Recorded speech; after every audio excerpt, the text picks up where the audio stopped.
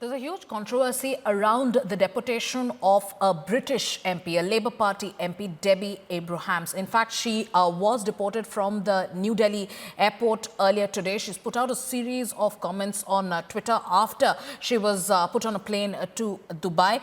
But what we can tell our viewers is that there is a statement that has come in from the MHA, and the government has put it on record that even before the British MP, Debbie Abrahams, flew to New Delhi, she was informed about the cancellation of her e-visa. So if her e-visa was cancelled, how did she manage to fly down to the capital? We have Anilesh joining us on this broadcast, and he's been tracking all the statements that are coming in from the British High Commission as well. Anilesh, must tell our viewers about the latest statement that you've accessed from the British High Commission, and then take us through the stand taken by the government when they have gone.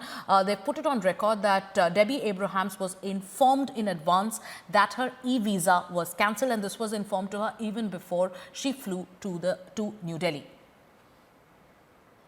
Well, absolutely. So I had a conversation with a spokesperson from the British High Commission, and they say that they provided every kind of consular access to the British Member of Parliament in question, and that they're also waiting for a response from the Government of India. Now, remember, there's a certain level of ambiguity around this entire issue. So at one hand, you have the Government of India, or Ministry of Home Affairs for that matter in specific, saying that the Member of Parliament was informed in advance about her visa getting sort of declined, or her visa's validity getting over by the time she enters into the country. But on the other hand, the MP is not sort of coming out very clear in terms of the validity of the visa itself. Now, having said, there's one thing that has to be very clear, or at least to be put on record. The MP then says that, okay, even if my visa was say expired or it was rejected, I requested for providing me with a visa on arrival. Now, right. That is you're asking for a complete change in the system. Will a country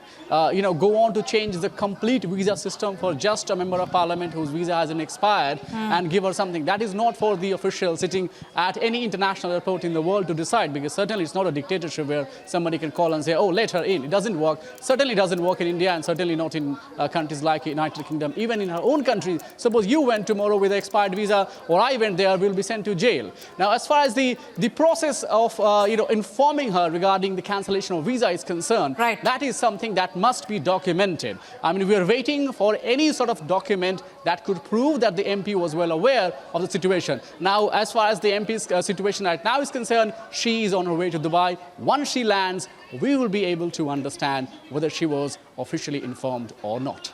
Anilesh, there are a series of comments that Debbie Abraham has in fact come out, and she's spoken to a few media outlets. She's also in fact tweeted on the entire episode, where she goes on to say that how she was coming to India to visit her relatives. But there are some reports, they're not confirmed, but if you could, if I do not know if you've heard of this, but there are some reports which go on to say that she in fact wanted to come down and wanted to visit Kashmir. Do we have any, can those reports be verified?